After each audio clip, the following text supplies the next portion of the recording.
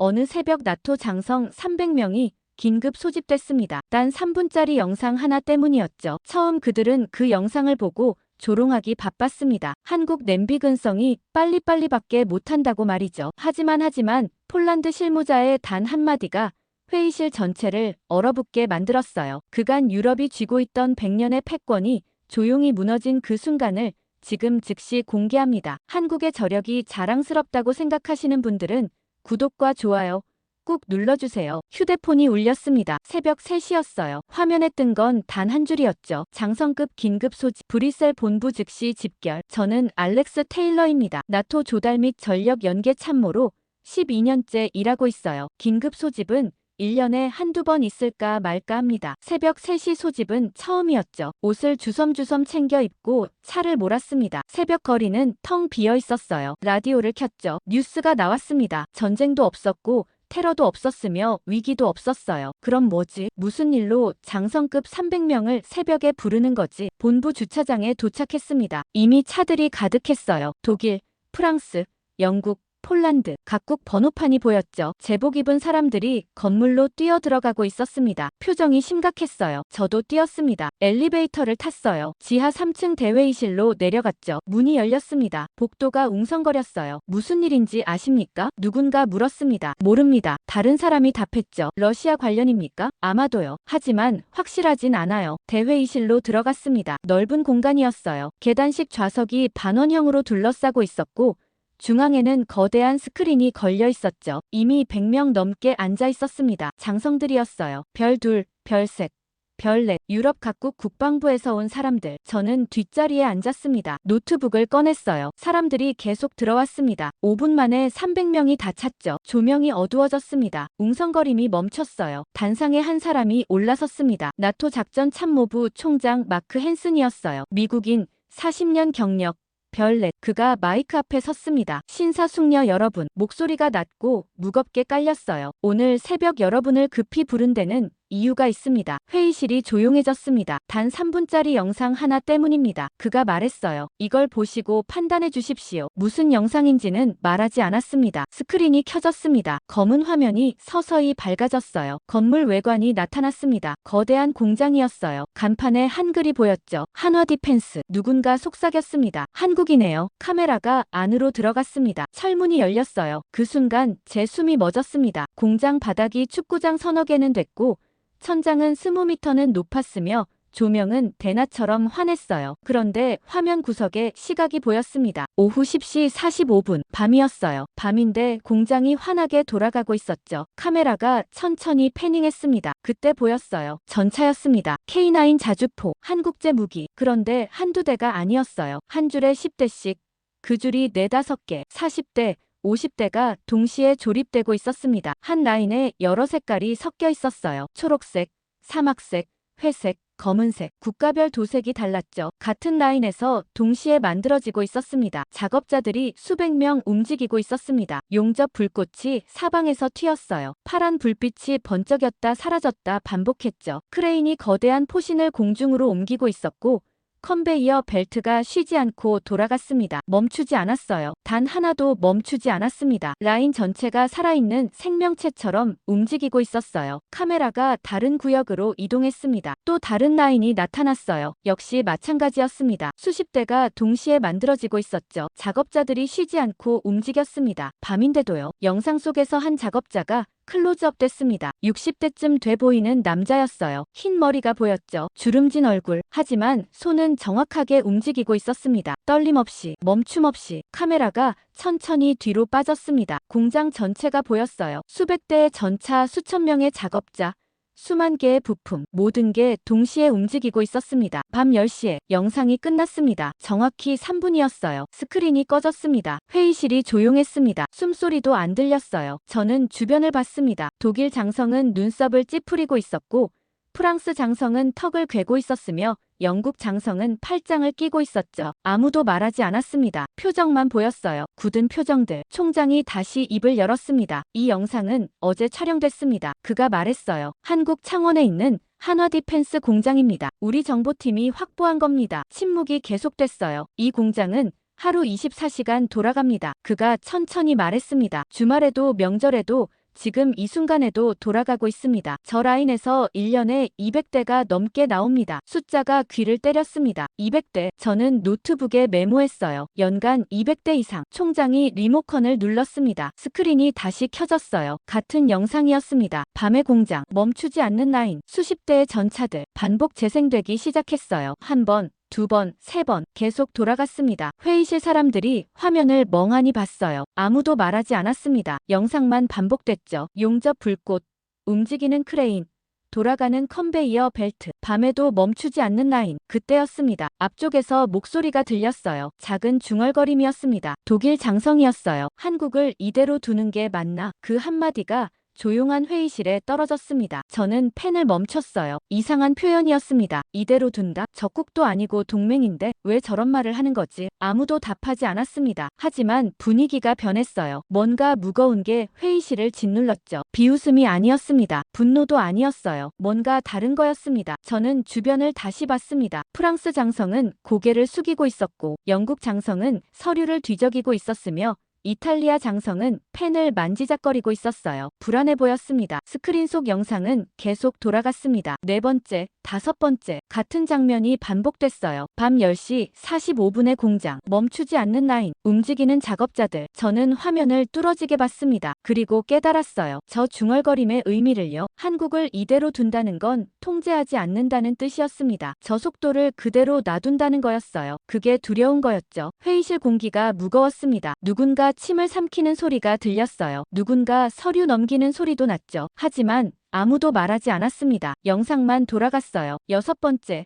일곱 번째, 같은 장면. 총장이 리모컨을 내려놨습니다. 이제 여러분 의견을 듣겠습니다. 그가 말했어요. 이 상황을 어떻게 봐야 합니까? 침묵이었습니다. 아무도 손을 들지 않았어요. 아무도 입을 열지 않았죠. 저는 노트북을 내려다봤습니다. 방금 쓴 메모가 보였어요. 연간 200대 이상. 한국을 이대로 두는 게 맞나? 두 줄 뿐이었습니다. 하지만 그 두 줄이 전부였어요. 그 순간 저는 확신했습니다. 오늘 이 회의는 무기에 관한 게 아니다. 성능도 아니고 가격도 아니고 시장 점유율도 아니다. 패권이다. 한국이라는 나라가 유럽이 쌓아온 질서를 흔들고 있다는 거다. 통제할 수 없는 속도로, 멈출 수 없는 의지로. 그리고 저 중얼거림 속에 담긴 감정은 비웃음이 아니었습니다. 분노도 아니었어요. 두려움이었습니다. 회의실의 숨소리만 들렸습니다. 스크린 속 영상은 여전히 반복되고 있었어요. 밤의 공장.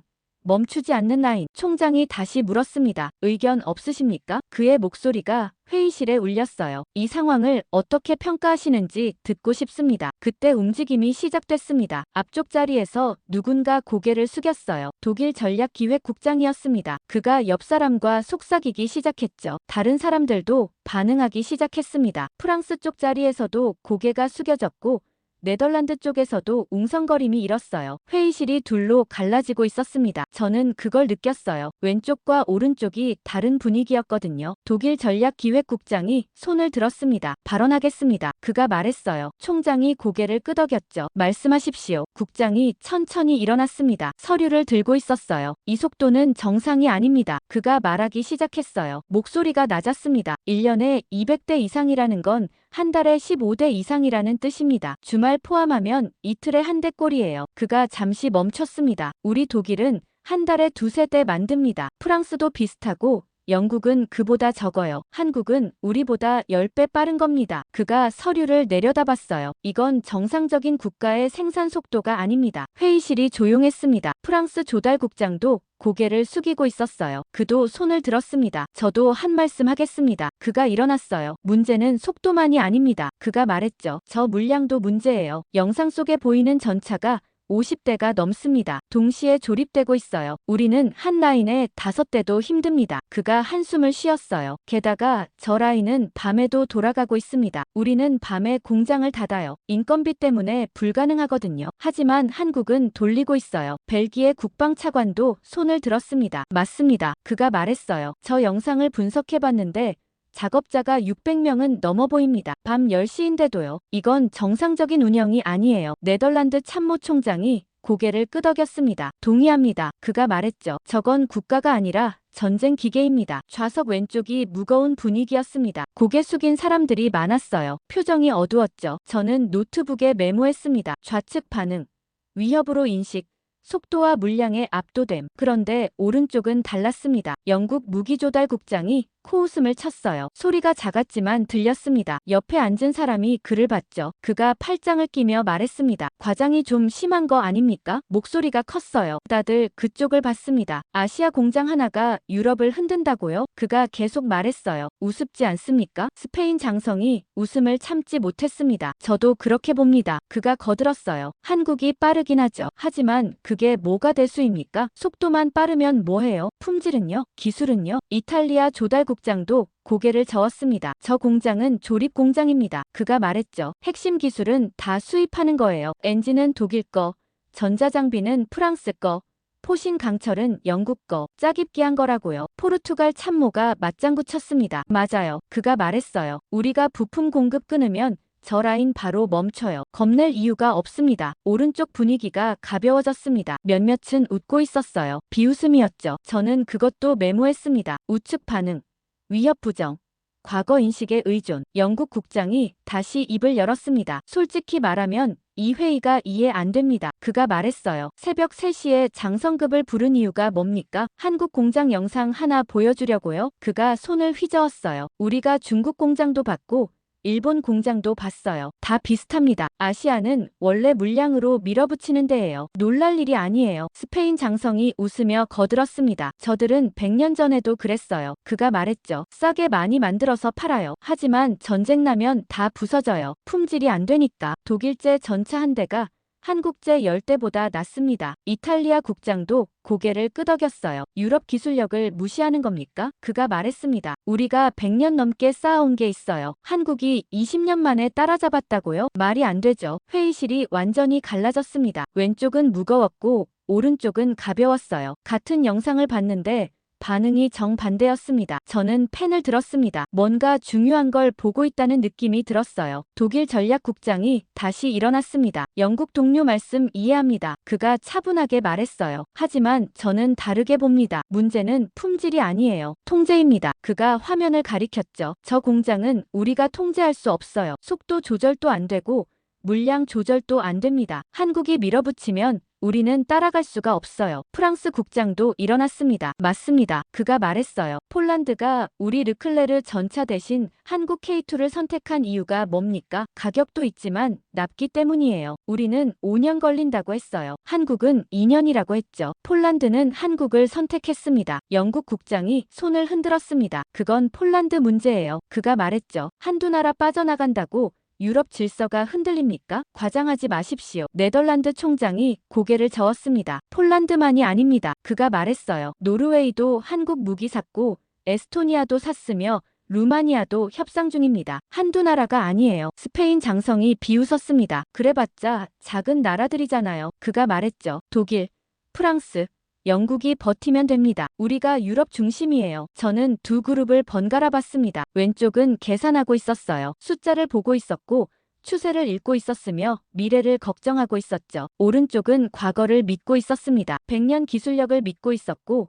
유럽 중심 질서를 믿고 있었으며 아시아는 조립만 한다는 편견을 믿고 있었어요. 저는 노트북에 천천히 적었습니다. 위협을 느끼는 쪽은 계산을 한다. 숫자로 본다. 미래를 걱정한다. 무시하는 쪽은 과거를 믿는다. 경험으로 판단한다. 편견에 의존한다. 총장이 손을 들었습니다. 정리하겠습니다. 그가 말했어요. 의견이 갈리는 게 분명합니다. 누군가는 한국을 위협으로 보고 누군가는 과장으로 봅니다. 그가 회의실을 둘러봤어요. 하지만 한 가지는 분명합니다. 저 공장은 지금 이 순간에도 돌아가고 있어요. 우리가 믿든 안 믿든 위협으로 보든 안 보든 저 라인은 멈추지 않습니다. 침묵이었습니다. 스크린 속 영상은 여전히 반복되고 있었어요. 저는 화면을 봤습니다. 그리고 생각했어요. 둘 중 누가 맞는 걸까? 위협을 느끼는 쪽일까? 무시하는 쪽일까? 답은 곧 나올 것 같았습니다. 회의실이 잠시 조용해졌습니다. 총장이 자리로 돌아갔어요. 저는 노트북을 보며 방금 적은 메모를 읽었죠. 위협을 느끼는 쪽과 무시하는 쪽. 그때 독일 전략기획국장이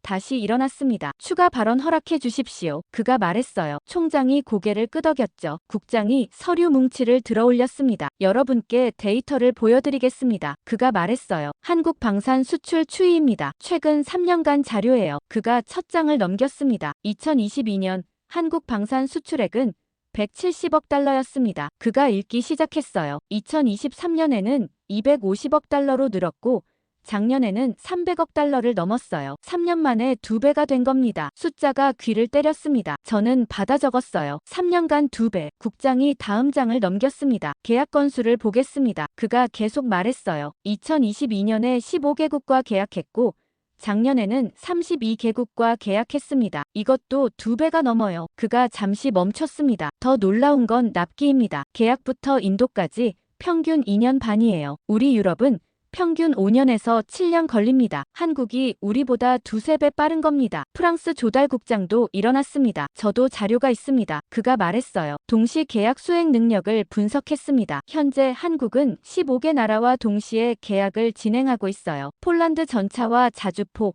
이집트 자주포, 호주 장갑차, 노르웨이 자주포, 루마니아 방공 시스템. 그가 손가락으로 하나씩 꼽았습니다. 모두 다른 시기에 계약했지만 동시에 생산하고 있어요. 한 라인에서요. 그가 한숨을 쉬었습니다. 우리는 한 나라 계약도 제때 못 지킵니다. 한국은 15개 나라를 동시에 소화해요. 벨기에 차관이 고개를 끄덕였습니다. 문제는 거기에 있습니다. 그가 말했어요. 저 속도는 우리가 따라잡을 수 없어요. 시스템이 다르거든요. 우리는 설계하고 승인받고 예산 확보하고 입찰하고 그 다음에 생산합니다. 최소 5년 걸려요. 한국은요. 계약하고 바로 생산 들어갑니다. 승인도 빠르고 예산도 빠르고 생산도 빠르죠. 네덜란드 총장이 서류를 펼쳤습니다. 제가 계산해봤습니다. 그가 말했어요. 한국 생산 속도가 이대로 유지되면 5년 후에는 전 세계 재래식 무기 시장의 30%를 점유할 겁니다. 지금은 12%예요. 3년 만에 30%로 늘어나는 거죠. 그가 고개를 들었습니다. 그럼 우리는요? 독일은 15%에서 8%로 떨어지고 프랑스는 12%에서 6%로 떨어집니다. 절반이 줄어드는 거예요. 회의실이 무거워졌습니다. 왼쪽 자리 사람들은 고개를 숙이고 있었어요. 오른쪽은 여전히 팔짱을 끼고 있었지만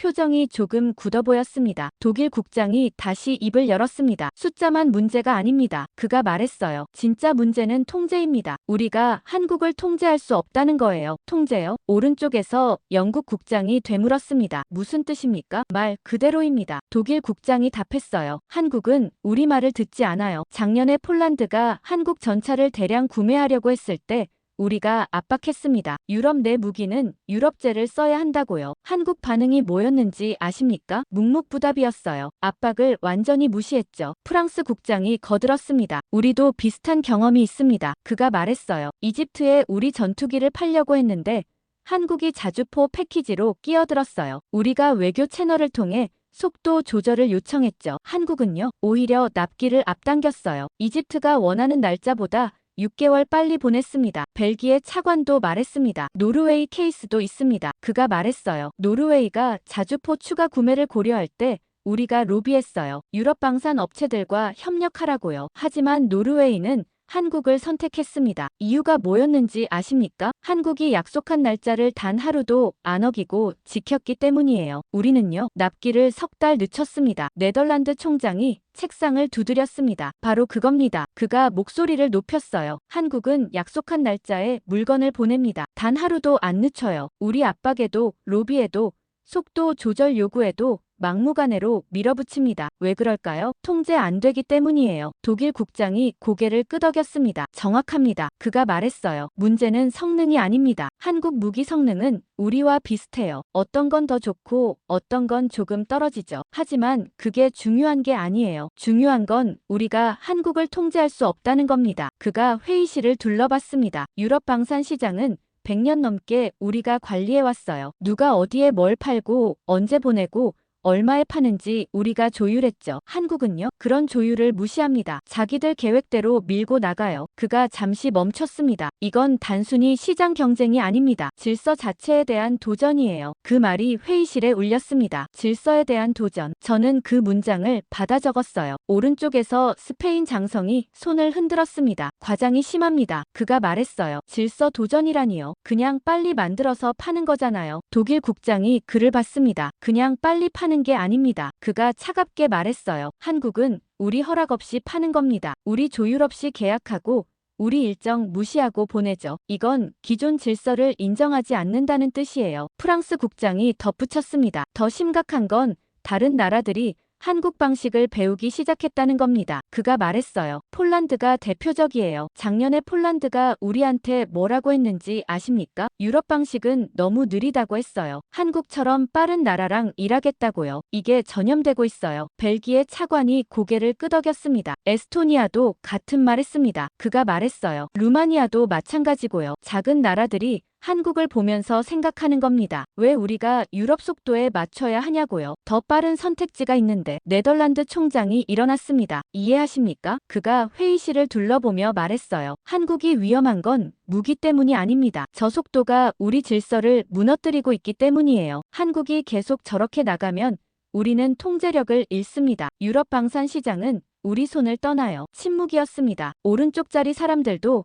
이제 말이 없었어요. 표정이 무겁게 변하고 있었죠. 저는 노트북을 내려다봤습니다. 방금 적은 메모가 보였어요. 문제는 성능이 아니다. 통제할 수 없다는 것이다. 질서 자체에 대한 도전. 그리고 저는 깨달았습니다. 위협을 느끼는 사람들은 숫자를 보고 있었어요. 납기, 생산량, 계약 건수, 구체적인 데이터로 미래를 계산하고 있었죠. 그들이 두려워하는 건 한국 무기가 아니었습니다. 한국이 만들어내는 새로운 질서였어요. 빠르고 정확하고 통제 불가능한 질서. 스크린 속 영상은 여전히 반복되고 있었습니다. 밤의 공장.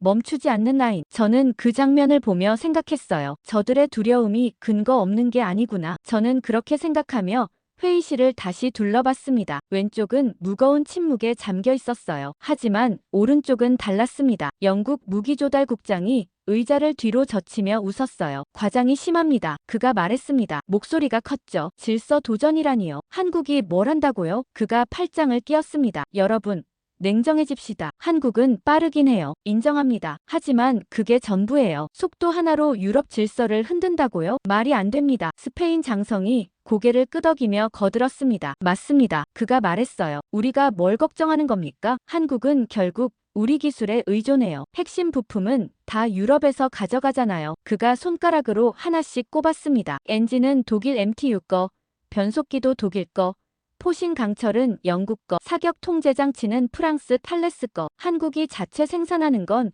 겉껍데기 뿐이에요. 이탈리아 조달국장이 비웃음을 흘렸습니다. 조립 공장이죠. 그가 말했어요. 부품 가져다가 조립만 하는 거예요. 우리가 부품 공급 끊으면 저 라인 바로 멈춰요. 뭐가 무섭다는 겁니까? 포르투갈 참모가 맞장구 쳤습니다. 저도 그렇게 봅니다. 그가 말했죠. 한국이 아무리 빨라도 결국 우리 손바닥 아니에요. 기술 종속 상태라고요. 영국 국장이 다시 입을 열었습니다. 게다가 기술 이전 문제가 있습니다. 그가 말했어요. 한국이 수출할 때 우리 기술이 들어간 부품을 같이 보내잖아요. 이건 원칙적으로 우리 허락이 필요한 거예요. 지금은 눈 감아줬지만 언젠가 발목 잡힐 겁니다. 스페인 장성이 웃으며 고개를 끄덕였습니다. 정확합니다. 그가 말했죠. 우리가 마음만 먹으면 한국 수출 다 막을 수 있어요. 기술 이전 조항 하나면 끝이에요. 한국이 폴란드한테 전차 팔았죠? 그 전차 엔진이 독일 거예요. 독일이 수출 승인 안 해주면 그 계약 다 날아가요. 이탈리아 국장이 서류를 펼쳤습니다. 제가 조사했습니다. 그가 말했어요. 한국 K9 자주포에 들어가는 핵심 부품이 12개예요. 그중 9개가 유럽산입니다. 독일이 4개,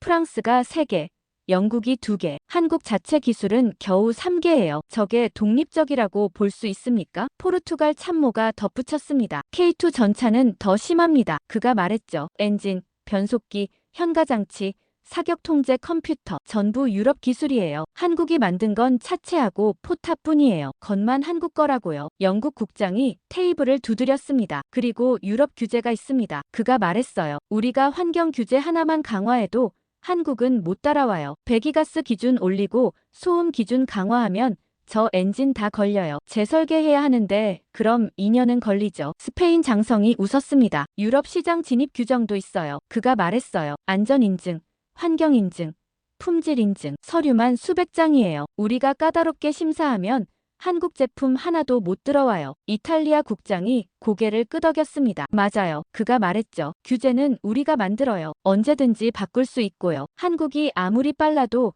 규제 한 번 바꾸면 다시 시작이에요. 우리 손 안에 있다고요. 오른쪽 분위기가 가벼워졌습니다. 몇몇은 웃고 있었어요. 자신감이 넘쳐 보였죠. 저는 그들을 보며 메모했습니다. 기술 종속, 규제 통제, 조립공장 프레임. 영국 국장이 다시 입을 열었습니다. 솔직히 말하면요. 그가 말했어요. 한국은 20년 전 일본이랑 똑같아요. 일본도 한때 빨랐어요. 자동차, 전자제품 싸게 많이 만들어서 팔았죠. 그런데 지금 어떻습니까? 우리한테 따라잡혔어요. 한국도 마찬가지일 겁니다. 스페인 장성이 거들었습니다. 중국도 봤어요. 그가 말했죠. 중국이 한때 세계의 공장이라고 불렸잖아요. 지금은요. 품질 문제로 다 무너졌어요. 한국도 결국 같은 길 갈 겁니다. 싸게 많이 만들다가 품질 문제 터지면 끝이에요. 이탈리아 국장이 코웃음 쳤습니다. 아시아는 원래 그래요. 그가 말했어요. 100년 전에도 그랬고 50년 전에도 그랬어요. 싸게 만들어서 시장 교란하다가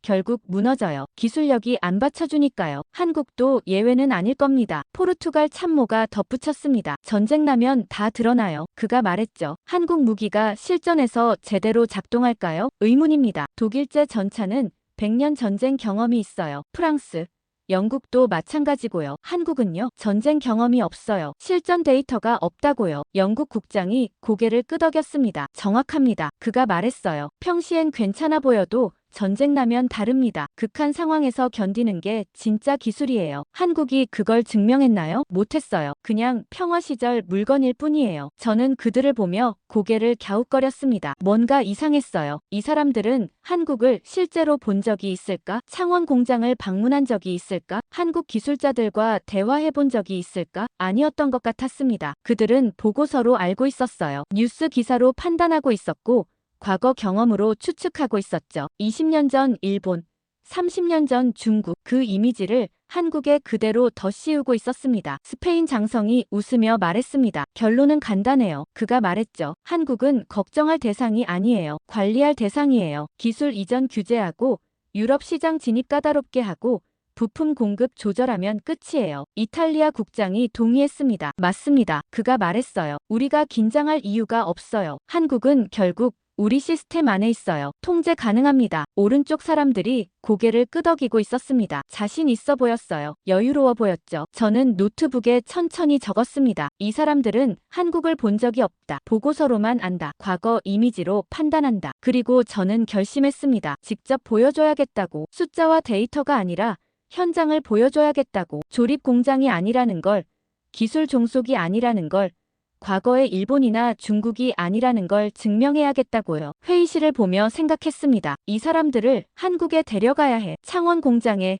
기술연구소에, 현장에 직접 보게 해야 해. 그래야 저 착각이 깨질 거야. 저는 그렇게 생각하고 있었습니다. 이 사람들을 현장에 데려가야 한다고. 그때 회의실 뒤쪽에서 손이 올라갔어요. 참석자 명단을 봤습니다. 폴란드 국방부 조달실무국장이었어요. 야누식 코왈스키. 50대 초반쯤 보이는 남자였죠. 총장이 그를 봤습니다. 폴란드 측 발언하시겠습니까? 그가 물었어요. 코왈스키가 천천히 일어났습니다. 표정이 굳어 있었어요. 한 말씀 하겠습니다. 그가 말했습니다. 목소리가 떨렸죠. 여러분 말씀 다 들었습니다. 한국이 위협이다. 아니다. 기술 종속이다. 아니다. 조립 공장이다. 아니다. 그가 회의실을 둘러봤어요. 그런데 제가 궁금한 게 있습니다. 침묵이었습니다. 모두 그를 봤어요. 여러분은 전쟁을 겪어보셨습니까? 그가 물었습니다. 목소리가 갈라졌어요. 바로 옆 나라에서 포성이 들리는 걸 경험해 보셨습니까? 러시아 탱크가 국경 너머에서 대기하는 걸 보셨습니까? 아무도 답하지 않았습니다. 저는 펜을 들었어요. 폴란드는 다릅니다. 코왈스키가 말을 이었습니다. 우리는 이론으로 무기를 고르지 않아요. 생존을 위해 고릅니다. 상징이 필요한 게 아니에요. 지금 당장 쓸 수 있는 포가 필요합니다. 그 말이 회의실에 울렸습니다. 지금 당장 쓸 수 있는 포. 저는 그 문장을 받아 적었어요. 작년 우리가 독일한테 자주포를 주문했습니다. 코왈스키가 계속 말했어요. PGH-2000. 좋은 무기예요. 성능도 훌륭하고 유럽제라 신뢰도 높죠. 그가 잠시 멈췄습니다. 독일이 뭐라고 했는지 아십니까? 납기가 7년이래요. 7년이요. 그가 목소리를 높였어요. 러시아가 국경에서 훈련하는데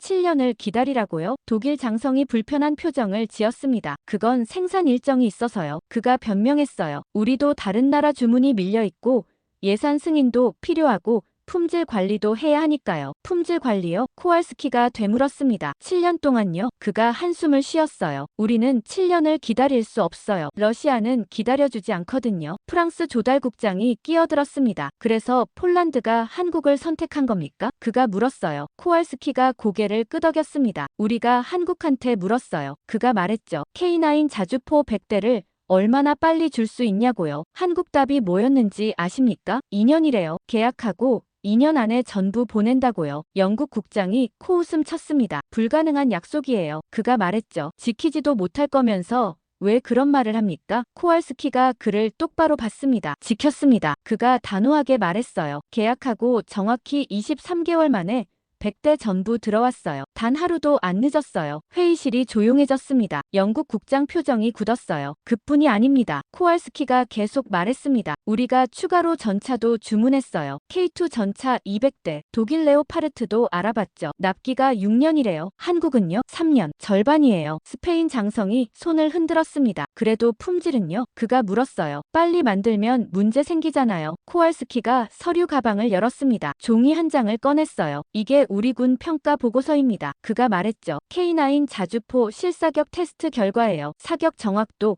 독일 PGH 2000과 동등, 연사속도, 분당 6발로 오히려 빠름, 고장률, 100발 중 한 건 미만. 그가 서류를 테이블에 내려놨습니다. 품질 문제 없어요. 이탈리아 국장이 불편하게 웃었습니다. 그건 폴란드 평가잖아요. 그가 말했어요. 객관적인지 모르죠. 객관적이지 않다고요? 코왈스키가 되물었습니다. 목소리에 화가 섞였어요. 우리 병사들이 목숨 걸고 쓸 무기예요. 우리가 장난으로 평가한다고 생각하십니까? 침묵이었습니다. 이탈리아 국장이 입을 다물었어요. 미국도 알아봤습니다. 코왈스키가 말을 이었습니다. M109 팔라딘, 좋은 무기예요. 동맹국 무기고요. 그가 한숨을 쉬었어요. 하지만 줄이 너무 길어요. 대만, 일본, 호주 주문이 밀려있대요. 우리 차례 오려면 5년 넘게 걸린다고 하더군요. 영국 국장이 말했습니다. 그래도 미국 무기잖아요. 그가 말했죠. 기다릴 가치가 있어요. 기다리는 동안 전쟁 나면요? 코왈스키가 되물었습니다. 미국이 책임져 줍니까? 5년 후에 포 받아서 뭐합니까? 그때는 이미 늦었어요. 그 말에 아무도 대꾸하지 못했습니다. 폴란드는 선택할 수밖에 없었어요. 코왈스키가 말했습니다. 독일은 7년, 미국은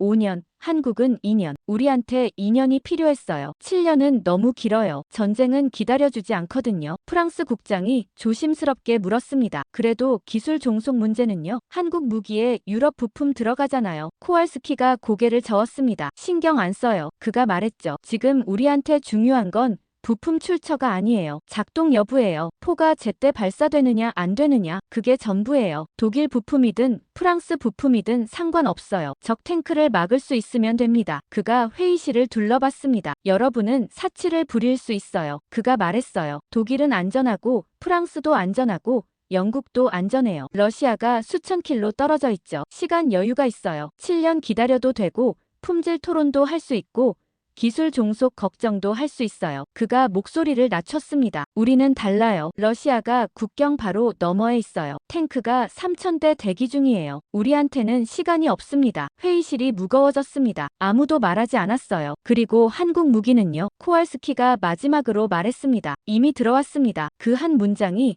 회의실에 떨어졌습니다. 이미 들어왔습니다. 저는 펜을 멈췄어요. 그 말이 모든 걸 바꿨습니다. 독일이 7년이라고 하는 동안, 영국이 품질을 토론하는 동안, 이탈리아가 기술 종속을 걱정하는 동안 한국은 이미 물건을 보낸 거였어요. 폴란드 국경에 배치됐고 병사들이 훈련하고 있었으며 작동하고 있었습니다. 오른쪽 자리 사람들이 침묵했습니다. 영국 국장은 고개를 숙이고 있었고 스페인 장성은 서류를 만지작거리고 있었으며 이탈리아 국장은 펜을 돌리고 있었어요. 아무도 반박하지 못했습니다. 코왈스키가 자리에 앉았습니다. 저는 노트북에 천천히 적었어요. 이미 들어왔습니다. 이론이 현실에 무너진 순간 회의실 공기가 완전히 바뀌었습니다. 무게감이 달라졌어요. 아까까지 웃던 사람들이 이제 웃지 않았습니다. 한국을 조롱하던 목소리가 사라졌어요. 그 자리에 불안이 자리 잡았습니다. 저는 깨달았습니다. 폴란드 실무자 한 명이 회의실 전체의 분위기를 바꿨다는 걸요. 이론과 추측으로 가득했던 회의실에 현실을 들이댔고 그 현실 앞에서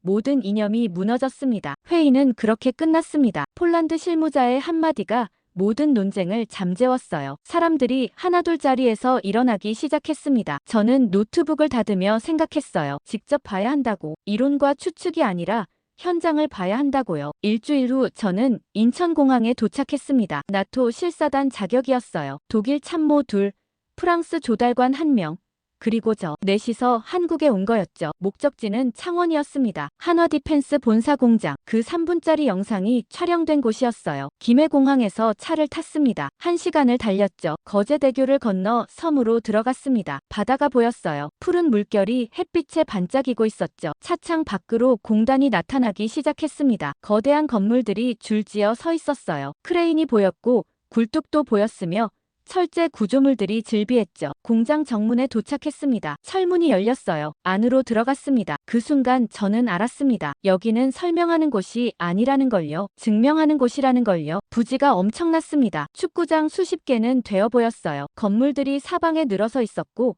도로가 격자 모양으로 뻗어 있었으며 트럭들이 쉬지 않고 오가고 있었죠. 한국 측 안내자가 우리를 맞았습니다. 환영합니다. 그가 악수했어요. 김대현 상무입니다. 오늘 안내를 맡았습니다. 차에 다시 탔습니다. 공장 내부 도로를 따라 이동했어요. 창밖으로 작업장들이 보였습니다. 용접 불꽃이 튀고 있었고 크레인이 움직이고 있었으며 사람들이 분주하게 오가고 있었어요. 첫 번째 건물 앞에 멈췄습니다. 내렸어요. 김상무가 철문을 열었습니다. 안으로 들어가시죠. 그가 말했어요. 문을 밀고 들어갔습니다. 그 순간 제 숨이 멎었습니다. 공간이 압도적이었어요. 천장이 20m는 높아 보였고 바닥은 끝이 안 보일 만큼 넓었으며 조명은 눈이 부실 정도로 환했죠. 하지만 그게 중요한 게 아니었습니다. 라인이었어요. 전차들이 줄지어 서 있었습니다. K9 자주포 한 줄에 10대씩.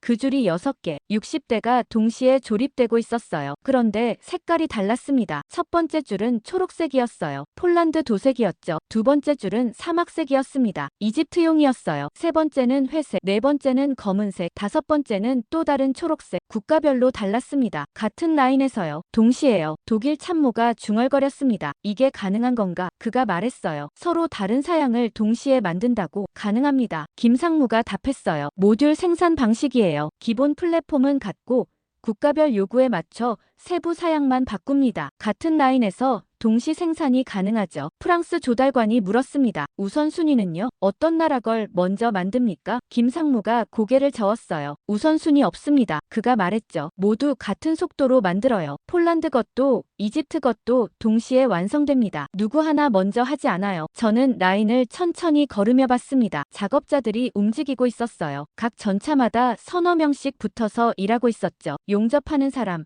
부품 조립하는 사람, 검사하는 사람 모두 제 역할이 있었습니다. 한 작업자가 눈에 들어왔습니다. 머리가 희끗했어요. 60대 가까워 보였죠. 얼굴에 주름이 깊었습니다. 하지만 손은 정확했어요. 용접봉을 들고 꾸준히 작업하고 있었습니다. 떨림 없이요. 다른 작업자도 비슷했습니다. 50대쯤 되어 보이는 남자였어요. 무릎을 꿇고 앉아서 볼트를 조이고 있었습니다. 땀이 얼굴에 맺혀 있었지만 손은 멈추지 않았어요. 저분들 나이가 많으신데요? 독일 참모가 물었습니다. 평균 연령이 어떻게 됩니까? 50대 초반입니다. 김상무가 답했어요. 젊은 사람들도 있지만 경력 있는 분들이 많아요. 20년, 30년 이 일하신 분들이죠. 프랑스 조달관이 고개를 갸웃거렸습니다. 은퇴 안 하십니까? 보통 60이면 은퇴하잖아요. 김상무가 잠시 멈칫했습니다. 그러더니 조용히 말했어요. 사정이 있으신 분들이에요. 무슨 사정입니까? 제가 물었습니다. 김상무가 작업장을 둘러봤어요. 저 사람들 자식이 군대 갔어요. 그가 낮게 말했습니다. 목소리가 무거웠죠. 아들이 군 복무 중이거나 예비군인 분들이에요. 자기 손으로 만든 무기로 자기 자식을 지킨다고 생각하시는 거예요. 그 말이 제 귀를 때렸습니다. 자식이 군대 갔다고요? 저는 다시 작업자들을 봤습니다. 희끗한 머리에 용접고 무릎 꿇고 볼트 조이는 남자.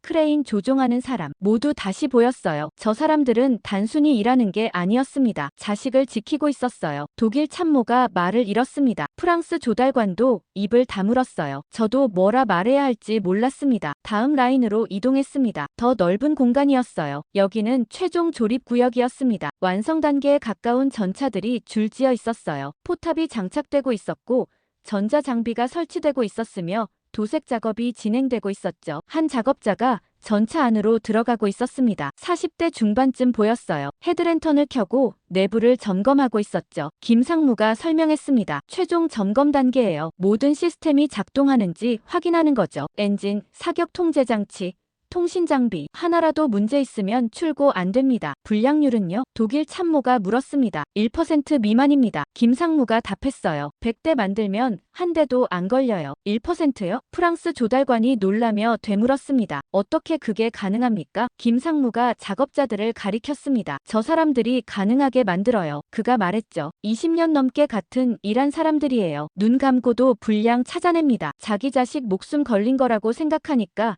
절대 놓치지 않아요. 우리는 작업장을 천천히 걸었습니다. 구석구석 봤어요. 용접 자국, 볼트 조임 상태, 도색 마감, 모든 게 정확했습니다. 대충 한 흔적이 없었어요. 마지막 구역은 야외 시험장이었습니다. 완성된 전차 서너 대가 놓여 있었어요. 시험 주행을 준비하고 있었죠. 작업자 한 명이 전차에 올라탔습니다. 엔진이 켜졌어요. 굉음이 울렸습니다. 전차가 천천히 움직이기 시작했어요. 시험 코스를 도는 거였죠. 경사로를 올랐고 장애물을 넘었으며 급커브를 돌았습니다. 문제없이 작동했어요. 김상무가 말했습니다. 모든 전차가 출고 전에 이 테스트를 거쳐요. 실제 전장 환경을 시뮬레이션한 거예요. 통과 못하면 재작업 들어갑니다. 독일 참모가 고개를 끄덕였습니다. 철저하네요. 그가 인정했어요. 우리도 이 정도는 안 해요. 공장 투어가 끝났습니다. 회의실로 돌아왔어요. 차를 마시며 앉아 있었죠. 아무도 말하지 않았습니다. 다들 방금 본 것들을 소화하고 있었어요. 저는 창밖을 봤습니다. 공장 건물들이 보였어요. 여전히 불이 켜져 있었고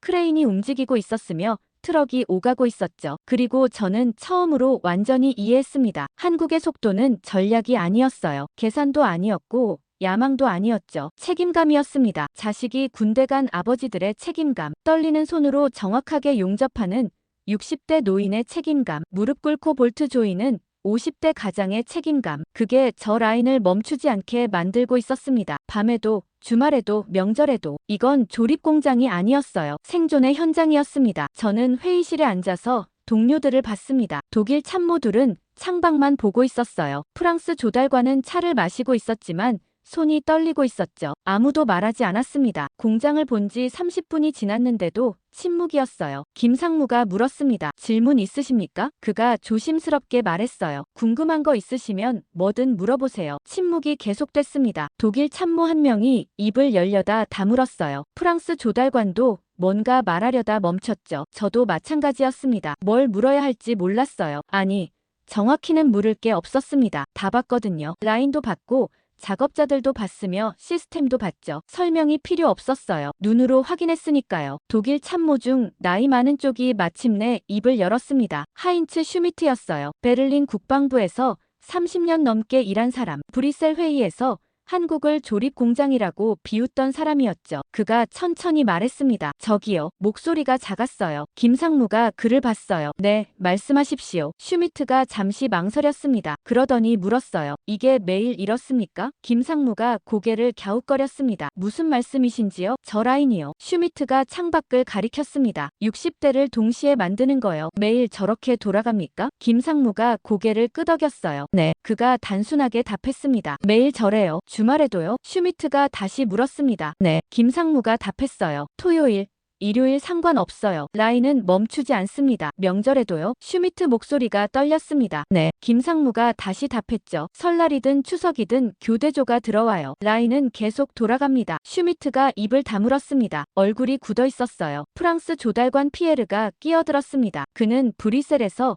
한국을 기술 종속이라고 말했던 사람이었어요. 그가 물었습니다. 불량률이 1% 미만이라고 하셨죠? 네. 김상무가 답했어요. 정확히는 0.8%예요. 어떻게 그게 가능합니까? 피에르가 되물었습니다. 사람이 하는 일인데 실수가 없을 수가 없잖아요. 김상무가 작업장 쪽을 가리켰습니다. 저 사람들은 20년 넘게 같은 일해요. 그가 말했죠. 눈 감고도 불량 찾아냅니다. 그리고 자기 자식 목숨이 걸렸다고 생각하니까 절대 놓치지 않아요. 피에르가 말을 잃었습니다. 다른 독일 참모 올리히가 물었습니다. 그는 젊었어요. 40대 초반. 브뤼셀에서 한국 무기를 평화 시절 물건이라고 비웃던 사람이었죠. 실전 데이터는 있습니까? 그가 물었어요. 한국 무기가 실제 전장에서 검증됐습니까? 김상무가 잠시 생각했습니다. 그러더니 답했어요. 폴란드 군이 우크라이나 국경 근처에서 실사격 훈련했어요. K9 자주포로요. 러시아군도 모니터링하고 있었대요. 결과가 어땠습니까? 울리히가 물었습니다. 김상무가 서류를 꺼냈습니다. 폴란드 국방부 보고서예요. 그가 말했죠. 사격 정확도 98%, 연사속도 분당 6발 유지, 고장률 제로. 폴란드 측 평가는 기대 이상이었대요. 울리히가 서류를 받아들었습니다. 천천히 읽기 시작했어요. 표정이 점점 굳어졌죠. 침묵이 다시 흘렀습니다. 이번엔 더 무거웠어요. 저는 동료들을 봤습니다. 슈미트는 고개를 숙이고 있었고 피에르는 창밖만 보고 있었으며 울리히는 서류를 뚫어지게 보고 있었어요. 아무도 웃지 않았습니다. 브뤼셀에서 보였던 비웃음이 완전히 사라졌어요. 슈미트가 다시 입을 열었습니다. 계약 건수가 많다고 들었어요. 그가 조심스럽게 말했습니다. 지금 몇 개국이랑 동시에 일하고 있습니까? 김상무가 손가락으로 꼽기 시작했습니다. 폴란드, 이집트, 호주, 노르웨이, 인도, 터키, 루마니아, 에스토니아. 그가 말했어요. 협상 중인 곳까지 합치면 20개 넘어요. 20개요? 피에르가 놀라며 되물었습니다. 동시에요? 네. 김상무가 고개를 끄덕였어요. 같은 라인에서 돌아가요. 아까 보셨잖아요. 국가별로 색깔만 다르지 기본은 같아요. 모듈 방식이라 동시 생산 가능합니다. 그럼 납기 충돌은요? 울리히가 물었습니다. 한 나라 거 늦춰지면 다른 나라도 영향받지 않습니까? 김상무가 고개를 저었습니다. 그런 일 없어요. 그가 단호하게 말했죠. 계약서에 쓴 날짜는 절대예요. 무슨 일이 있어도 지킵니다. 무슨 일이 있어도요? 슈미트가 되물었습니다. 태풍 와도 파업 있어도 부품 수급 문제 생겨도 무조건 지킵니까? 네. 김상무가 답했어요. 작년에 태풍 왔었어요. 공장 일부가 침수됐죠. 그래도 납기 지켰어요. 야간조가 이틀 밤샘 작업했고요. 어떻게요? 피에르가 물었습니다. 사람이 이틀 밤을 셀 수 있습니까? 김상무가 잠시 침묵했습니다. 그러더니 조용히 말했어요. 폴란드 병사들이 기다리고 있었거든요. 국경에서요. 우리가 약속 어기면 그 사람들이 위험해져요. 그래서 했어요. 그 말이 회의실에 울렸습니다. 폴란드 병사들이 기다리고 있었다. 슈미트가 고개를 숙였습니다. 피에르는 입술을 깨물고 있었어요. 울리히는 서류를 내려놨죠. 아무도 말하지 않았습니다. 저는 그 침묵의 의미를 알았어요. 이건 단순한 침묵이 아니었습니다. 인정이었어요. 자기들이 틀렸다는 걸 깨달은 거였죠. 한국은 조립공장이 아니었습니다. 기술 종속도 아니었고 평화 시절 물건도 아니었어요. 진짜였습니다. 검증된 거였고 작동하는 거였으며 약속을 지키는 거였죠. 김상무가 조심스럽게 물었습니다. 다른 질문 없으십니까? 침묵이었습니다. 슈미트가 천천히 일어났습니다. 고맙습니다. 그가 말했어요. 목소리가 무거웠죠. 많이 배웠습니다. 피에르도 일어났습니다. 인상적이었어요. 그가 말했죠. 생각보다 훨씬. 울리히는 창밖을 보고 있었습니다. 말이 없었어요. 하지만 표정이 모든 걸 말하고 있었죠. 우리는 회의실을 나왔습니다. 복도를 걸었어요. 아무도 말하지 않았습니다. 엘리베이터를 탔죠. 1층으로 내려갔습니다. 로비를 지나 밖으로 나왔어요. 주차장에 차가 대기하고 있었습니다. 타기 전에 슈미트가 멈춰 섰습니다. 공장 건물을 돌아봤어요. 불이 환하게 켜져 있었습니다. 저녁 6시인데도 라인은 돌아가고 있었죠. 그가 중얼거렸습니다. 우리가 틀렸어. 목소리가 작았지만 저는 들었어요. 피에르도 들었을 겁니다. 울리히도 들었을 거예요. 차에 탔습니다. 출발했어요. 공장이 멀어졌죠. 하지만 불빛은 여전히 보였습니다. 저는 뒤를 돌아봤어요. 공장 건물들이 점점 작아지고 있었지만 빛은 꺼지지 않았습니다. 계속 켜져 있었어요. 멈추지 않고요. 그리고 저는 깨달았습니다. 오늘 이 자리에서 비웃음이 사라졌다는 걸요. 그 자리에 불안이 들어왔다는 걸요. 한국을 통제할 수 없다는 두려움, 따라잡을 수 없다는 초조함, 이미 늦었다는 불안. 그게 저 침묵 속에 담겨 있었습니다. 차는 호텔로 향했습니다. 김해 시내에 있는 곳이었어요. 30분쯤 걸렸죠. 도착해서 체크인했습니다. 각자 방으로 들어갔어요. 저는 문을 닫고 침대에 앉았습니다. 피곤했어요. 하지만 잠이 안 왔죠. 머릿속이 복잡했습니다. 오늘 본 것들이 계속 떠올랐어요. 60대 동시 조립, 국가별 도색, 희끗한 머리의 작업자들, 자식이 군대 갔다는 말. 노트북을 꺼냈습니다. 열었어요. 파일을 찾았죠. 브뤼셀 회의 때 받았던 그 영상이었습니다. 3분짜리 창원 공장 영상. 클릭했습니다. 재생됐어요. 화면에 공장이 나타났습니다. 밤 10시 45분. 환하게 켜진 조명. 멈추지 않는 라인. 50대의 전차들. 저는 화면을 뚫어지게 봤습니다. 오늘 본 현장과 똑같았어요. 같은 건물, 같은 라인, 같은 작업자들. 하지만 뭔가 달랐습니다. 영상은 특정 부분만 보여주고 있었어요. 밤의 공장, 동시 조립, 멈추지 않는 속도. 그것만 강조되고 있었죠. 왜 밤 장면만 찍었을까? 저는 생각했습니다. 낮 장면도 있을 텐데 왜 굳이 밤을요? 영상을 다시 돌려봤습니다. 처음부터 천천히요. 그때 보였어요. 카메라 앵글이 의도적이었습니다. 라인 전체를 넓게 잡아서 물량을 강조하고 있었어요. 50대가 한눈에 들어오게요. 작업자들 얼굴도 클로즈업 됐습니다. 땀 흘리는 모습, 지친 표정. 하지만 멈추지 않는 손. 그 대비가 극적으로 연출돼 있었죠. 영상이 끝났습니다. 저는 멈춰서 생각했어요. 이 영상을 누가 만들었을까? 나토 정보팀이 확보했다고 했는데 정말 그럴까? 파일 정보를 확인했습니다. 메타데이터를 봤어요. 촬영 날짜, 시간, 장소 모두 기록돼 있었죠. 하지만 출처가 이상했습니다. 나토 정보팀이 아니었어요. 익명 제보였습니다. 누군가 이 영상을 나토에 흘린 거였죠. 저는 브라우저를 열었습니다. 검색했어요. 한화디펜스 창원 공장 영상. 결과가 쏟아졌습니다. 유튜브, 트위터, 페이스북. 같은 영상이 여러 곳에 올라와 있었어요. 업로드 날짜를 봤습니다. 나토 회의 일주일 전이었죠. 댓글을 읽기 시작했습니다. 대부분 비슷했어요. 한국 무서워. 저 속도 미쳤다.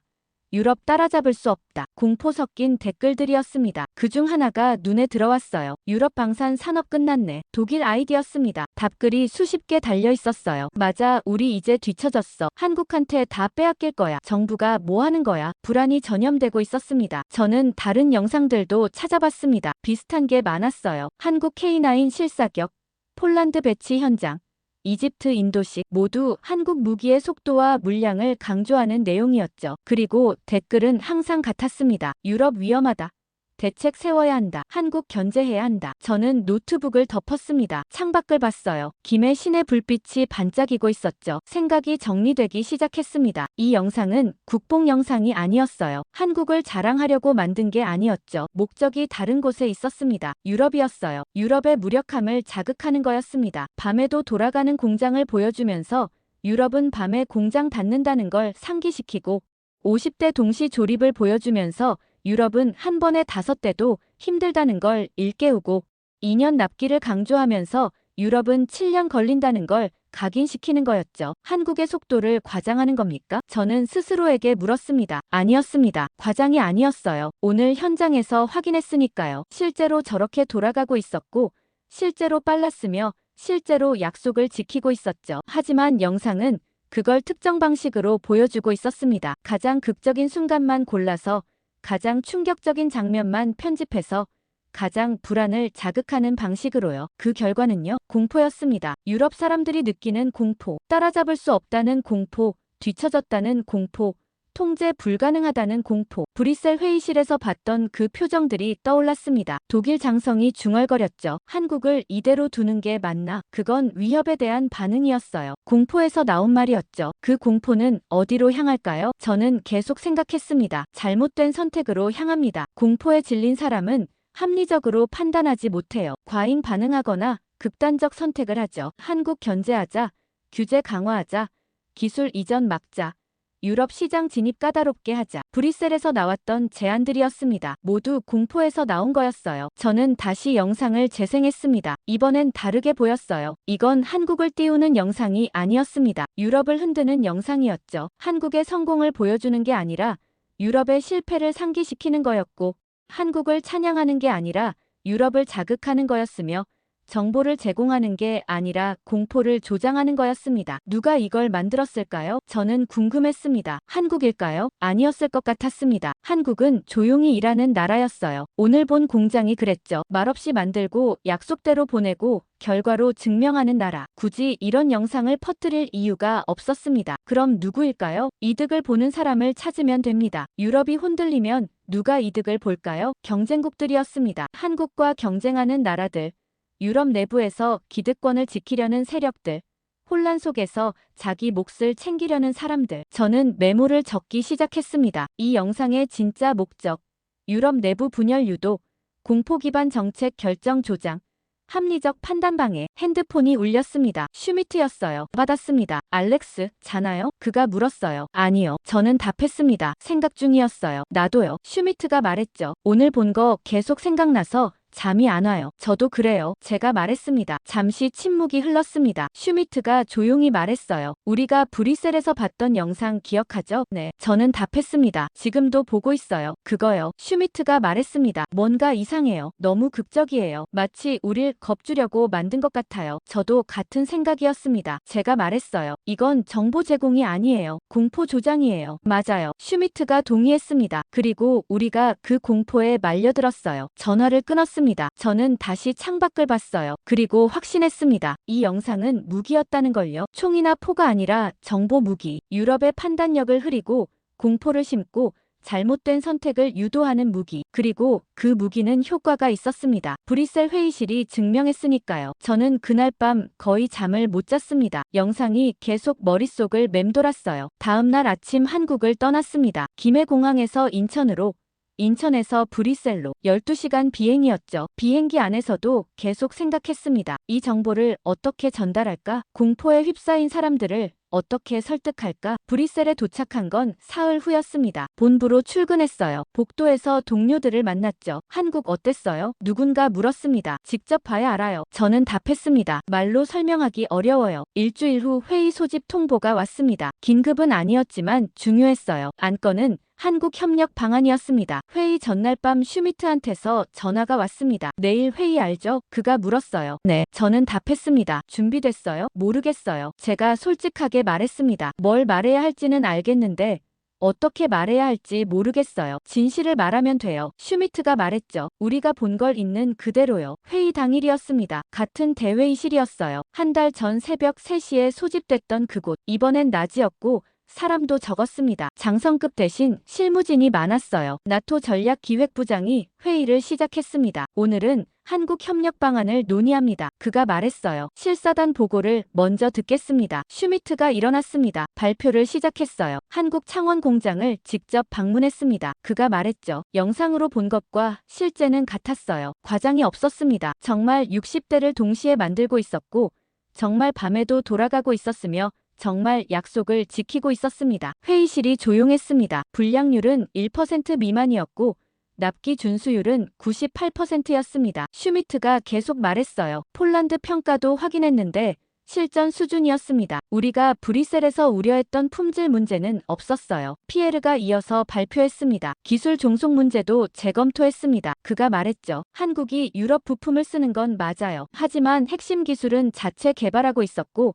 대체제 확보도 진행 중이었습니다. 완전한 종속은 아니었어요. 울리히도 발언했습니다. 현장 분위기가 인상적이었습니다. 그가 말했어요. 작업자들이 자발적으로 일하고 있었어요. 강제가 아니라 책임감으로요. 자식이 군대 갔다는 이유로 60대 노인이 밤샘 작업하는 걸 봤습니다. 저것이 한국의 속도를 만들고 있었어요. 보고가 끝났습니다. 전략기획부장이 물었어요. 결론이 뭡니까? 슈미트가 답했습니다. 한국은 우리가 생각했던 것과 달랐어요. 조립 공장이 아니었고 기술 종속도 아니었으며 과거의 일본이나 중국도 아니었습니다. 진짜였어요. 침묵이 흘렀습니다. 그때 뒤쪽에서 손이 올라갔어요. 프랑스 국방정책국장이었습니다. 질문 있습니다. 그가 말했어요. 한국과 협력하는 순간 우리는 주도권을 잃는 게 아닙니까? 회의실이 긴장했습니다. 그 질문이 핵심이었거든요. 국장이 계속 말했습니다. 한국은 빠르고 강합니다. 인정해요. 하지만 그게 문제예요. 우리가 한국과 손잡으면 우리는 따라가는 입장이 됩니다. 속도도 한국이 정하고 조건도 한국이 정하고 일정도 한국이 정하죠. 우리가 주도권을 잃는 겁니다. 독일 조달국장도 거들었습니다. 맞습니다. 그가 말했어요. 지금까지 유럽은 방산 시장을 주도해왔어요. 우리가 규칙을 만들고 우리가 일정을 정하고 우리가 가격을 책정했죠. 한국과 협력하면 그게 다 바뀝니다. 영국 참모도 끼어들었습니다. 장기적으로 보면 위험합니다. 그가 말했죠. 한국에 의존하기 시작하면 나중엔 벗어나기 힘들어요. 속도에 길들여지면 우리 산업은 도태됩니다. 회의실 분위기가 무거워졌습니다. 다들 고개를 끄덕이고 있었어요. 주도권 상실. 그 말이 사람들을 흔들고 있었죠. 저는 손을 들었습니다. 발언하겠습니다. 전략기획부장이 저를 봤어요. 알렉스, 말하세요. 저는 천천히 일어났습니다. 회의실을 둘러봤어요. 주도권 상실을 걱정하신다고요? 제가 물었습니다. 그럼 질문 하나 하겠습니다. 지금 우리가 주도권을 갖고 있습니까? 침묵이었습니다. 폴란드가 한국 무기를 샀을 때 우리가 막을 수 있었습니까? 제가 계속 말했어요. 노르웨이가 추가 주문했을 때 우리가 개입할 수 있었습니까? 루마니아가 협상 시작했을 때 우리가 영향력을 행사할 수 있었습니까? 아무도 답하지 않았습니다. 우리는 이미 주도권을 잃었어요. 제가 단호하게 말했습니다. 한국과 협력 안 해도 잃은 거예요. 차이는 하나뿐입니다. 협력하면 우리는 살아남고 협력 안 하면 우리는 도태됩니다. 프랑스 국장이 반박했습니다. 그래도 독자 노선을 지킬 수 있잖아요. 유럽만의 방식으로요. 7년 납기로요. 제가 되물었습니다. 폴란드가 기다려줄까요? 전쟁이 기다려줄까요? 그가 입을 다물었습니다. 저는 회의실을 다시 둘러봤습니다. 한국은 빼앗으러 오지 않았어요. 제가 말했습니다. 같이 만들자고 왔어요. 폴란드한테 K9 팔면서 폴란드 공장도 지었습니다. 기술 이전도 했어요. 독점하려는 게 아니라 파트너 만들려는 거예요. 독일 국장이 물었습니다. 그럼 우리 역할은 뭡니까? 한국 하청업체가 되는 겁니까? 아니요. 저는 고개를 저었어요. 우리는 한국이 못하는 걸 하면 돼요. 연구개발,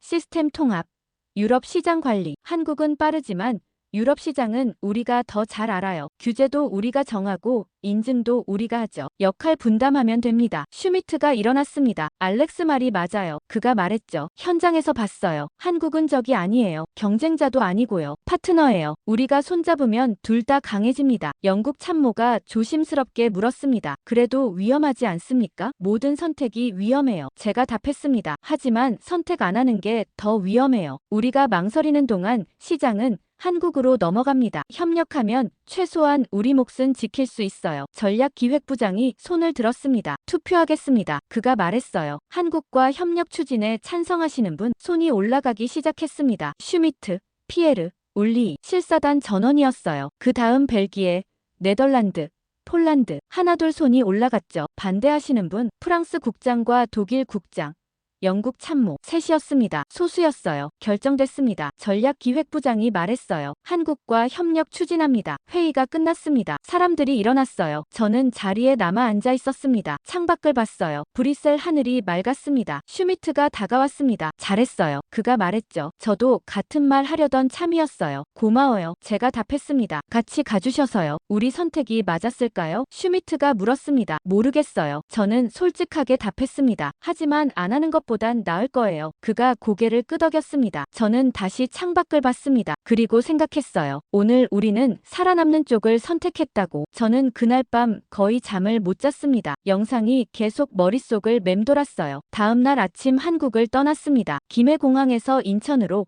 인천에서 브뤼셀로 12시간 비행이었죠. 비행기 안에서도 계속 생각했습니다. 이 정보를 어떻게 전달할까? 공포에 휩싸인 사람들을 어떻게 설득할까? 브뤼셀에 도착한 건 사흘 후였습니다. 본부로 출근했어요. 복도에서 동료들을 만났죠. 한국 어땠어요? 누군가 물었습니다. 직접 봐야 알아요. 저는 답했습니다. 말로 설명하기 어려워요. 일주일 후 회의 소집 통보가 왔습니다. 긴급은 아니었지만 중요했어요. 안건은 한국 협력 방안이었습니다. 회의 전날 밤 슈미트한테서 전화가 왔습니다. 내일 회의 알죠? 그가 물었어요. 네. 저는 답했습니다. 준비됐어요? 모르겠어요. 제가 솔직하게 말했습니다. 뭘 말해야 할지는 알겠는데 어떻게 말해야 할지 모르겠어요. 진실을 말하면 돼요. 슈미트가 말했죠. 우리가 본 걸 있는 그대로요. 회의 당일이었습니다. 같은 대회의실이었어요. 한 달 전 새벽 3시에 소집됐던 그곳. 이번엔 낮이었고 사람도 적었습니다. 장성급 대신 실무진이 많았어요. 나토 전략기획부장이 회의를 시작했습니다. 오늘은 한국 협력 방안을 논의합니다. 그가 말했어요. 실사단 보고를 먼저 듣겠습니다. 슈미트가 일어났습니다. 발표를 시작했어요. 한국 창원 공장을 직접 방문했습니다. 그가 말했죠. 영상으로 본 것과 실제는 같았어요. 과장이 없었습니다. 정말 60대를 동시에 만들고 있었고 정말 밤에도 돌아가고 있었으며 정말 약속을 지키고 있었습니다. 회의실이 조용했습니다. 불량률은 1% 미만이었고 납기 준수율은 98%였습니다. 슈미트가 계속 말했어요. 폴란드 평가도 확인했는데 실전 수준이었습니다. 우리가 브뤼셀에서 우려했던 품질 문제는 없었어요. 피에르가 이어서 발표했습니다. 기술 종속 문제도 재검토했습니다. 그가 말했죠. 한국이 유럽 부품을 쓰는 건 맞아요. 하지만 핵심 기술은 자체 개발하고 있었고 대체재 확보도 진행 중이었습니다. 완전한 종속은 아니었어요. 울리히도 발언했습니다. 현장 분위기가 인상적이었습니다. 그가 말했어요. 작업자들이 자발적으로 일하고 있었어요. 강제가 아니라 책임감으로요. 자식이 군대 갔다는 이유로 60대 노인이 밤샘 작업하는 걸 봤습니다. 저것이 한국의 속도를 만들고 있었어요. 보고가 끝났습니다. 전략기획부장이 물었어요. 결론이 뭡니까? 슈미트가 답했습니다. 한국은 우리가 생각했던 것과 달랐어요. 조립 공장이 아니었고 기술 종속도 아니었으며 과거의 일본이나 중국도 아니었습니다. 진짜였어요. 침묵이 흘렀습니다. 그때 뒤쪽에서 손이 올라갔어요. 프랑스 국방정책국장이었습니다. 질문 있습니다. 그가 말했어요. 한국과 협력하는 순간 우리는 주도권을 잃는 게 아닙니까? 회의실이 긴장했습니다. 그 질문이 핵심이었거든요. 국장이 계속 말했습니다. 한국은 빠르고 강합니다. 인정해요. 하지만 그게 문제예요. 우리가 한국과 손잡으면 우리는 따라가는 입장이 됩니다. 속도도 한국이 정하고 조건도 한국이 정하고 일정도 한국이 정하죠. 우리가 주도권을 잃는 겁니다. 독일 조달국장도 거들었습니다. 맞습니다. 그가 말했어요. 지금까지 유럽은 방산 시장을 주도해왔어요. 우리가 규칙을 만들고 우리가 일정을 정하고 우리가 가격을 책정했죠. 한국과 협력하면 그게 다 바뀝니다. 영국 참모도 끼어들었습니다. 장기적으로 보면 위험합니다. 그가 말했죠. 한국에 의존하기 시작하면 나중엔 벗어나기 힘들어요. 속도에 길들여지면 우리 산업은 도태됩니다. 회의실 분위기가 무거워졌습니다. 다들 고개를 끄덕이고 있었어요. 주도권 상실. 그 말이 사람들을 흔들고 있었죠. 저는 손을 들었습니다. 발언하겠습니다. 전략기획부장이 저를 봤어요. 알렉스, 말하세요. 저는 천천히 일어났습니다. 회의실을 둘러봤어요. 주도권 상실을 걱정하신다고요? 제가 물었습니다. 그럼 질문 하나 하겠습니다. 지금 우리가 주도권을 갖고 있습니까? 침묵이었습니다. 폴란드가 한국 무기를 샀을 때 우리가 막을 수 있었습니까? 제가 계속 말했어요. 노르웨이가 추가 주문했을 때 우리가 개입할 수 있었습니까? 루마니아가 협상 시작했을 때 우리가 영향력을 행사할 수 있었습니까? 아무도 답하지 않았습니다. 우리는 이미 주도권을 잃었어요. 제가 단호하게 말했습니다. 한국과 협력 안 해도 잃은 거예요. 차이는 하나뿐입니다. 협력하면 우리는 살아남고 협력 안 하면 우리는 도태됩니다. 프랑스 국장이 반박했습니다. 그래도 독자 노선을 지킬 수 있잖아요. 유럽만의 방식으로요. 7년 납기로요. 제가 되물었습니다. 폴란드가 기다려줄까요? 전쟁이 기다려줄까요? 그가 입을 다물었습니다. 저는 회의실을 다시 둘러봤습니다. 한국은 빼앗으러 오지 않았어요. 제가 말했습니다. 같이 만들자고 왔어요. 폴란드한테 K9 팔면서 폴란드 공장도 지었습니다. 기술 이전도 했어요. 독점하려는 게 아니라 파트너 만들려는 거예요. 독일 국장이 물었습니다. 그럼 우리 역할은 뭡니까? 한국 하청업체가 되는 겁니까? 아니요. 저는 고개를 저었어요. 우리는 한국이 못하는 걸 하면 돼요. 연구개발, 시스템 통합, 유럽 시장 관리. 한국은 빠르지만 유럽 시장은 우리가 더 잘 알아요. 규제도 우리가 정하고 인증도 우리가 하죠. 역할 분담하면 됩니다. 슈미트가 일어났습니다. 알렉스 말이 맞아요. 그가 말했죠. 현장에서 봤어요. 한국은 적이 아니에요. 경쟁자도 아니고요. 파트너예요. 우리가 손잡으면 둘 다 강해집니다. 영국 참모가 조심스럽게 물었습니다. 그래도 위험하지 않습니까? 모든 선택이 위험해요. 제가 답했습니다. 하지만 선택 안 하는 게 더 위험해요. 우리가 망설이는 동안 시장은 한국으로 넘어갑니다. 협력하면 최소한 우리 몫은 지킬 수 있어요. 전략기획부장이 손을 들었습니다. 투표하겠습니다. 그가 말했어요. 한국과 협력 추진에 찬성하시는 분? 손이 올라가기 시작했습니다. 슈미트, 피에르, 울리, 실사단 전원이었어요. 그 다음 벨기에, 네덜란드, 폴란드. 하나둘 손이 올라갔죠. 반대하시는 분? 프랑스 국장과 독일 국장.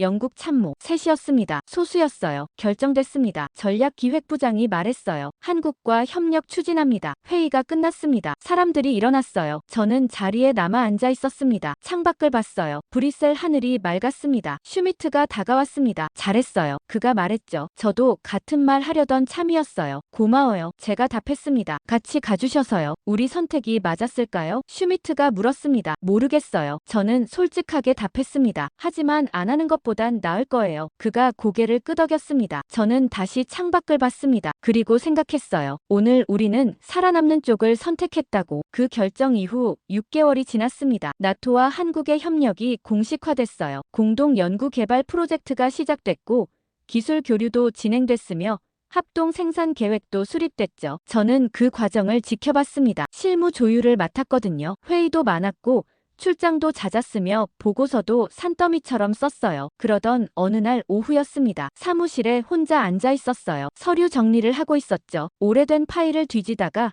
하나를 발견했습니다. 6개월 전 브뤼셀 긴급회의 기록이었어요. 열어봤습니다. 첫 페이지에 제가 적은 메모가 보였어요. 새벽 3시 소지 3분짜리 영상. 한국 창원 공장. 그리고 그 아래 한 줄이 더 있었습니다. 독일 장성 발언. 한국을 이대로 두는 게 맞나? 저는 그 문장을 다시 읽었습니다. 천천히요. 한국을 이대로 두는 게 맞나? 6개월 전에는 위협으로 들렸던 말이었어요. 통제 불가능한 존재에 대한 두려움이었고 기존 질서를 흔드는 세력에 대한 경계였으며 유럽 패권이 무너지는 것에 대한 공포였죠. 하지만 지금은 달랐습니다. 그 질문의 의미가 바뀌었어요. 창밖을 봤습니다. 브뤼셀 거리가 보였어요. 평화로웠죠. 사람들이 걷고 있었고 차들이 지나가고 있었으며 카페에는 손님들이 앉아 있었습니다. 전쟁이 없었어요. 포성도 없었고 위협도 느껴지지 않았죠. 하지만 이건 착각이었습니다. 전쟁은 끝나지 않았어요. 우크라이나에서 계속되고 있었고 러시아는 여전히 위협이었으며 중동도 불안했죠. 다만 우리가 멀리 떨어져 있을 뿐이었습니다. 폴란드는 달랐어요. 그들에게는 전쟁이 바로 옆이었습니다. 국경 너머였고 현실이었으며 당장의 위협이었죠. 그래서 그들은 빠른 무기가 필요했고 한국을 선택했으며 살아남았습니다. 저는 다시 메모를 봤습니다. 한국을 이대로 두는 게 맞나? 이제 답은 분명했어요. 한국은 두는 게 아니었습니다. 두려워할 대상도 아니었고 무시할 대상도 아니었으며 통제해야 할 대상도 아니었어요. 파트너였습니다. 지금 이 순간 전쟁의 시간표를 유일하게 맞춰주는 나라였죠. 독일은 7년이라고 했습니다. 미국은 5년이라고 했어요. 프랑스도 비슷했고 영국도 마찬가지였죠. 하지만 전쟁은 기다려주지 않았습니다. 폴란드가 증명했어요. 러시아가 국경에서 훈련할 때 7년을 기다릴 수 없다고요. 2년이 필요하다고요. 한국만이 그 시간표를 맞춰줬습니다. 계약하고 2년 안에 100대를 보냈어요. 약속대로요. 단 하루도 늦지 않고요. 그게 한국이었습니다. 빠르고 정확하고 약속을 지키는 나라. 화려한 말 없이 결과로 증명하는 나라. 브뤼셀에서 회의할 때 한국은 이미 만들고 있었고 유럽이 토론할 때 한국은 이미 보내고 있었으며 우리가 우려할 때 한국은 이미 작동시키고 있었어요. 저는 노트북을 열었습니다. 최근 보고서를 찾았어요. 한국 방산 수출 현황이었죠. 올해 계약 건수가 40개를 넘었습니다. 작년보다 늘었어요. 금액도 400억 달러를 돌파했고요. 유럽은요, 정체돼 있었습니다. 독일, 프랑스, 영국 합쳐도 200억 달러였어요. 한국 절반이었죠. 그래프를 봤습니다. 추세선이 명확했어요. 한국은 올라가고 있었고 유럽은 내려가고 있었으며 교차점은 이미 지났습니다. 이게 패권의 이동이었습니다. 조용하지만 명확한 이동, 총성 없는 전환. 하지만 이건 힘으로 빼앗은 게 아니었어요. 한국이 유럽을 무너뜨린 게 아니었죠. 유럽이 스스로 무너진 겁니다. 느린 속도, 복잡한 절차, 지켜지지 않는 약속. 그게 유럽을 약하게 만들었어요. 한국은 그냥 반대였을 뿐이었습니다. 빠른 속도, 간단한 절차, 지켜지는 약속. 그게 한국을 강하게 만들었죠. 패권은 힘에서 나오지 않았습니다. 군대 숫자도 아니었고 예산 규모도 아니었으며 역사적 전통도 아니었어요. 약속을 지키는 능력이었습니다. 폴란드가 필요할 때 보내주는 능력, 이집트가 원하는 날짜에 도착시키는 능력, 노르웨이가 믿을 수 있게 만드는 능력. 그게 진짜 힘이었어요. 저는 창밖을 다시 봤습니다. 해가 지고 있었어요. 브뤼셀 하늘이 붉게 물들고 있었죠. 그리고 저는 확신했습니다. 6개월 전 그 질문은 틀렸다고요. 한국을 이대로 두는 게 맞냐는 물음 자체가 잘못됐어요. 한국은 우리가 두거나 말거나 할 대상이 아니었습니다. 우리가 통제하거나 견제할 존재도 아니었어요. 그냥 앞서가는 나라였습니다. 우리가 선택할 건 하나뿐이었어요. 따라갈 것인가? 뒤처질 것인가, 협력할 것인가, 고립될 것인가, 함께 살아남을 것인가, 혼자 도태될 것인가. 우리는 첫 번째를 선택했습니다. 따라가기로 했고 협력하기로 했으며 함께 살아남기로 했어요. 그게 맞았는지는 아직 모릅니다. 10년 후에야 알겠죠. 하지만 최소한 우리는 선택했습니다. 공포에 얼어붙지 않았고